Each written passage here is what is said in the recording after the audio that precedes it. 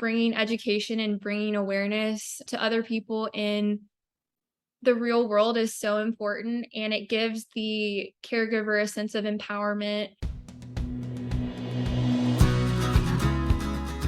Welcome to the Listen for Life podcast with Genevieve Richardson. Genevieve is a speech-language pathologist rehabilitating adults with communication challenges after a stroke or due to a neurological impairment.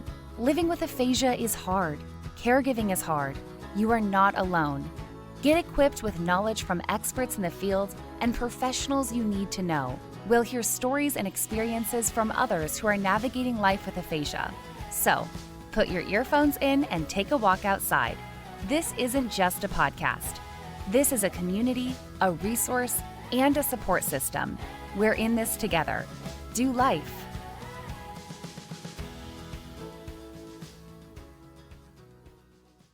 Good evening, ladies. Thank you for joining me. Thank you for having us. This is Callie Maywald and Abigail Johnson. Hi. Hi. So I asked these graduate students to come on today to continue our conversation about communication partner training. Both of these students went through the hands-on portion of communication partner training with real life spouses and family members during the intensive summer session this summer at UT Health San Antonio. So why don't we jump in and have you guys tell us a little bit about what your experience was like and what your takeaways were from communication partner training.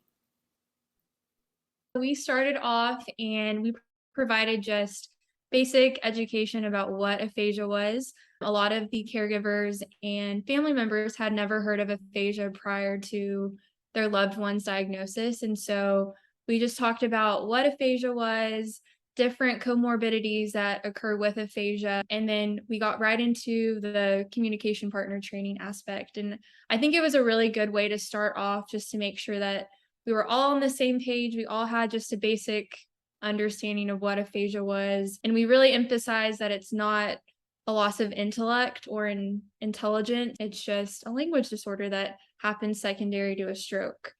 Yeah. A cool thing we did with that as well is we played audio recordings of what communication, what language might sound like for a person diagnosed with aphasia.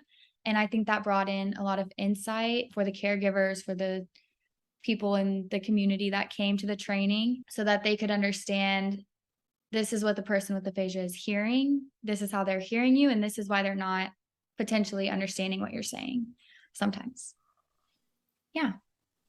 Yeah, those recordings were very powerful. Mm-hmm.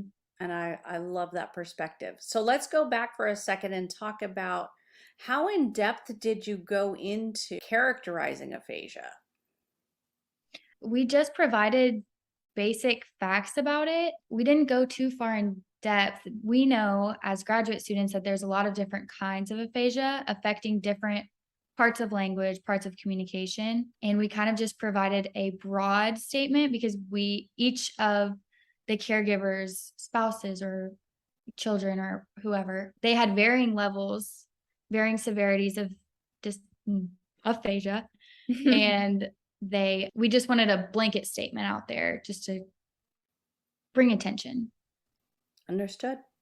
So let's jump in a little deeper to communication partner training. And I thought that maybe one of you can talk about what is it like working with somebody who has aphasia to get them to advocate for themselves. Then the second part being, how did you as a student help the caregiver or the spouse to understand what their role is in helping their person advocate for themselves? So whoever wants to go first.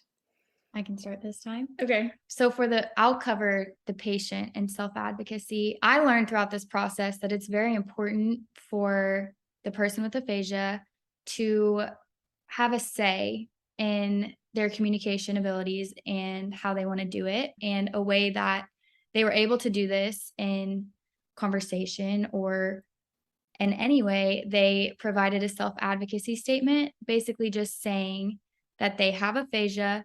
This is what they like from the people that they're talking to, whether it's to speed up or slow down or anything like that. They say their preferences, their diagnosis, and how you can help them understand you or communicate better. Yeah, and I found this empowering for the patients. They seem to be more confident in their communicative abilities after we worked on a self-advocacy statement to present to an unfamiliar or familiar listener.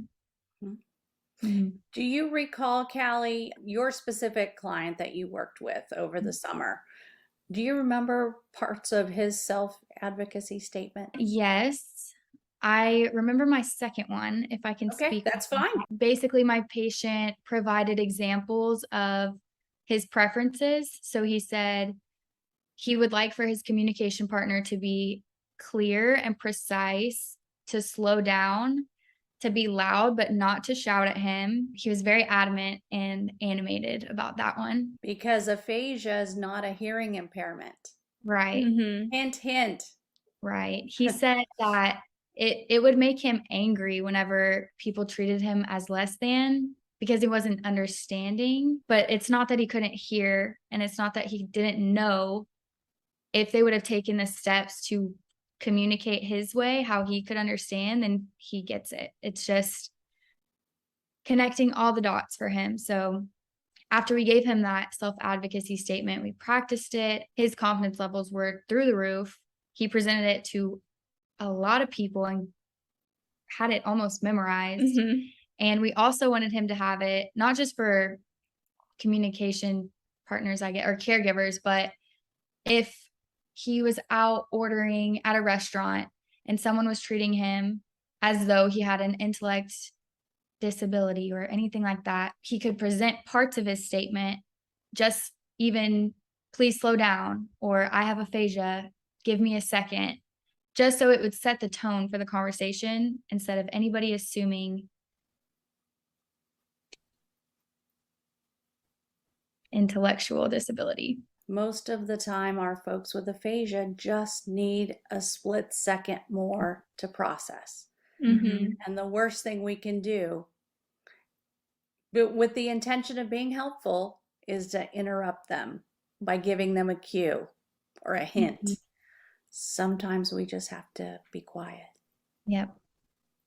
And most people are Yeah. not comfortable with silence. It's Mhm. awkward, and so they have to fill it. Yeah, that's something that I really learned throughout the summer program because I'm someone that loves to talk and I really had to watch myself and I was really mindful of that, giving my patient time to speak, letting him come to the word. I thought that was something that I really took away from aphasia, like just from my experience, allowing them time and not trying to fill it in, like you said, because I think it's natural for us to wanna do. We wanna help them, but it looks differently for every patient, and they have their own needs and their own wants, and some people want you to fill in the silence, and other people want, to get to the word on their own, and so I think that's when self-advocacy really comes in and allowing the patient to express themselves and really saying what they need, I think is so important. I think one of the toughest lessons you guys probably had to go through this summer was not filling in and not queuing because right we get drilled on this queuing hierarchy and you want to give the least invasive cue, and sometimes we feel like we're not doing our work, we're not doing our job if we're not involved. But sometimes it's we have to lead by example, especially in front of caregivers, Yeah. Mhm. and to tell people it's okay. Yes, it is awkward.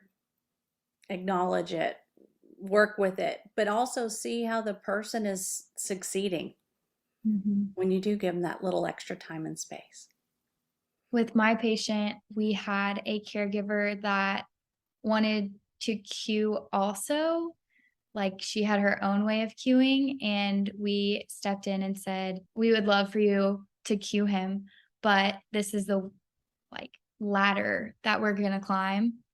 And we Mm. helped her to know what is most helpful to cue her person with aphasia. So, Now, did you know her person with aphasia? mhm. Okay. It was my patient and then Okay. his caregiver. Okay, so you were able to give that personal touch. And I Right. think that could be one issue that's a challenge with communication partner training, because what's out there and available, it's general, it's generic. And I think it would be really hard for a caregiver to understand, well, which one of these strategies do I use? Right. All right, Abigail. Yeah, so I'll talk about the caregiver aspect. Like we mentioned earlier, aphasia doesn't have a lot of awareness, and I think providing education to caregivers is so important. And like Callie was mentioning, every patient has their own needs and their own want when it comes to communicating. And so advocacy for caregivers looks a little bit different. But when you're in the real world and you're at a restaurant, for instance, and you're the caregiver and your loved one is ordering and they're having trouble getting that word out, as the caregiver, that's when you could step in and you could tell the cashier, like, my family member has a communication disorder, just give them time. And it doesn't have to be something really elaborate, but I think just bringing education and bringing awareness to other people in the real world is so important, and it gives the caregiver a sense of empowerment. It helps them to understand their loved one's diagnosis a little bit better. And I think also that it encourages dialogue between the patient and the caregiver, because the caregiver is saying, like, what do you want? How can I help you? What are things that you value and what's important for you? I think asking those questions and bringing that conversation in whatever modality is super important. And I think providing a lot of opportunities for that is super essential. And the main goal is just really to include the person with aphasia into the environment, because they want to be involved and they still want to communicate in whatever way is best for them. And so just equipping the caregiver with a template or something, just a short little statement that they could say in a real world setting is so valuable. And I think it is just great to do. I agree. The caregiver in that instance is just able to set the tone to allow the person with aphasia to jump into conversation at their best ability. So I think we get caught up in roles, like you mentioned the restaurant. Mm-hmm. And we think, well, the waitress is really busy, the restaurant is busy, we got to hurry up, give the order so she can move on and we can get our food. And I think we just, as a caregiver or a spouse of somebody with aphasia, we have to take a little control of that situation. Mhm. And if it's tense, what could we do? What would you recommend to a caregiver if the situation is tense, whether it's coming from the caregiver or the person with aphasia or the waitress that is trying to rush? How can we solve for that? I think that would be a good opportunity for the caregiver to step in and just say, can you give my friend, whoever it is, a moment? He's going to order for himself. And ask for patience ahead of time. If you can tell that it's going to be a busy situation, I would say try to set the tone immediately so that the person with aphasia has the opportunity to communicate for themselves. Yeah, I totally agree. I think being open with whoever the non-familiar communication partner is from the start really just sets the tone, lets you know that it just kind of establishes you being on the same page. And I feel like people are willing to pause and take a moment if you just tell them. I think just being open with the non-familiar communication partner from the start really just sets the tone, like Callie was saying, and just helps include the person with aphasia into the conversation and just promotes more inclusivity. I think it's super important though. So I'm harping on this restaurant idea because I think that we could set an example as what a caregiver can do to make it a positive experience for both the non-familiar communication partner as well as the person with aphasia. I think it can start as soon as, putting your name in with what's her name? Oh, hostess. That's who I'm talking about. Just letting the hostess know when you seat us at the table, just let the wait staff know that we're just going to need a little extra time, and we want both of us to be able to order, for example. So I think we could start by communicating early, and then that sets the situation up for success. Same thing if you were going to a party. Work it out with the hostess and let them know Bob wants to be able to say something for so-and-so's birthday. I'd like to find a quiet time to set that up.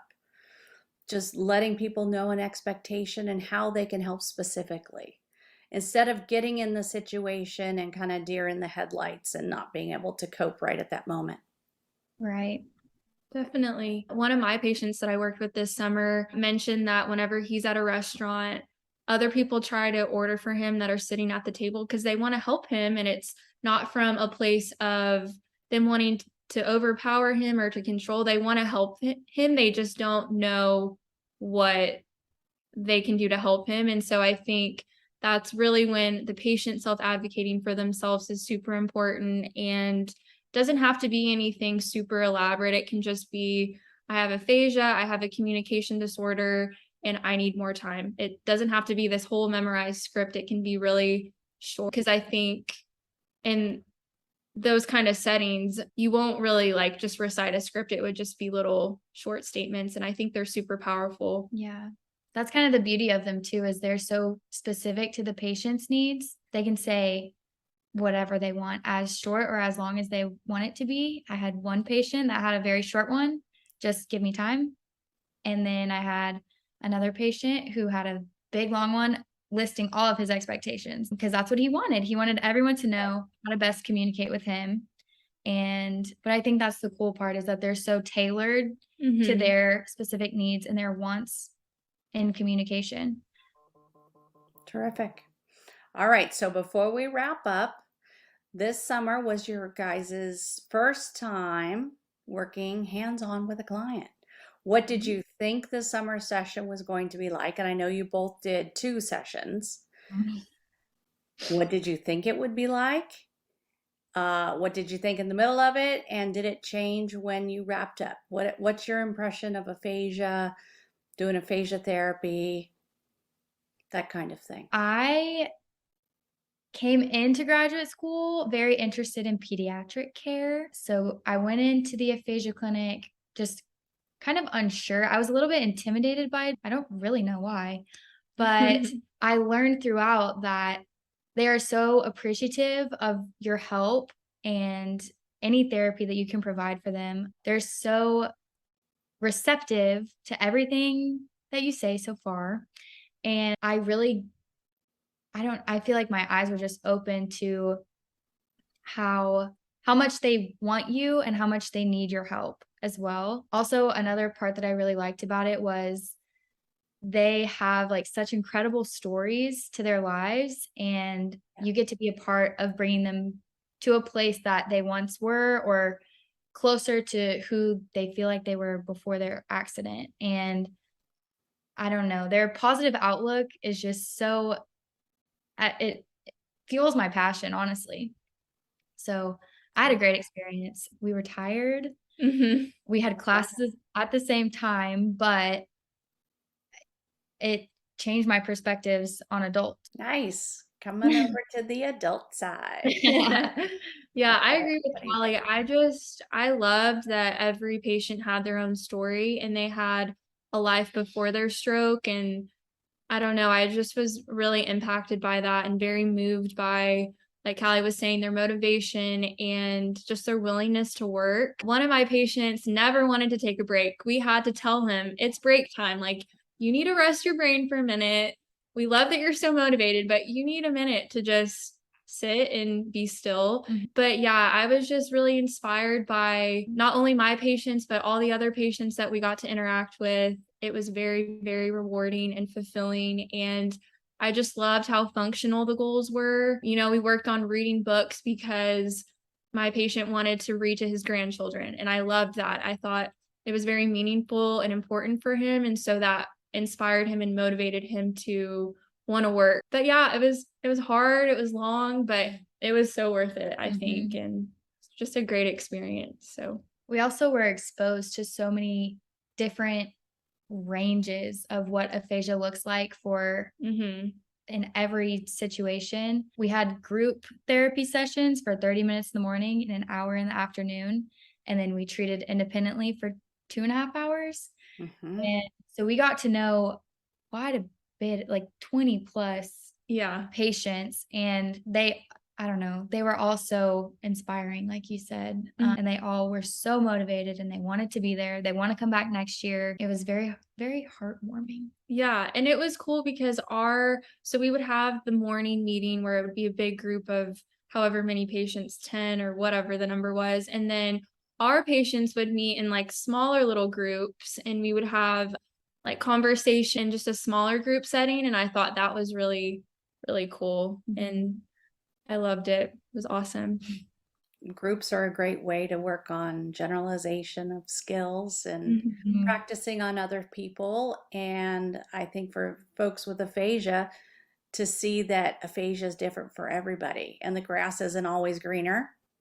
Definitely. Caregivers too. That's a lot of every day and sit in on the group sessions and the individual sessions, and not knowing about aphasia before their loved one's diagnosis, they weren't aware of all it could entail or what it could look like in all of its severity. That was kind of good, like community outreach too, spreading the word about aphasia as well. Now they've seen it, they've seen the range of it, and they can speak on it as well. And I think it was cool that we had patients from all stages of recovery. We had patients that had their stroke a month ago, and then we had another patient that was 5 years out. And so it was cool for the people that had just had their stroke. I think it gave them a lot of promise and just hope for where they would be later on in their recovery. And I think it was also inspiring for the caregivers too, to just see that therapy helps build new pathways in your brain. And it's just great for the patients and great for the caregivers too, to have that support. So, and I'm just gonna, say there is no such thing as a plateau. Yes, there's spontaneous recovery, and recovery will slow down, but it's up to us clinicians to find the tools and the methods and what motivates these folks, because even years after a stroke, you can still improve your communication. You can still reach goals. And I think that's just really important to think outside the box in that way. That's my own 2 cents I got to throw in here. Yeah, I love that. I think that's important to remember. And I think what was unique about our summer aphasia program was the intensity of it. So it was 4 hours every single day. And I think because of that, like, you're getting lots of repetition, lots of opportunities, you're really honing in on that intensity. And so I think it was really cool to see, like, in a short amount of time, how much progress these patients made. So it was really cool. It's fabulous. Ladies, thank you so much for coming on and talking to us about communication partner training, giving a little different perspective, both from your perspective as well as the training you went through and what you saw during the summer program. Thank you so much. So fun. So good to see you. All right. Have a good day and good luck with the rest of your finals. Thank you.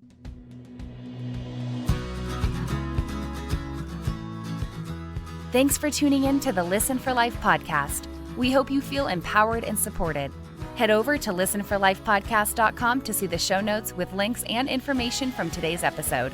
Do you have a topic, a resource to share, or a guest recommendation? Inquiring minds want to know. Let us know in the comments section. Wishing you a fabulous week.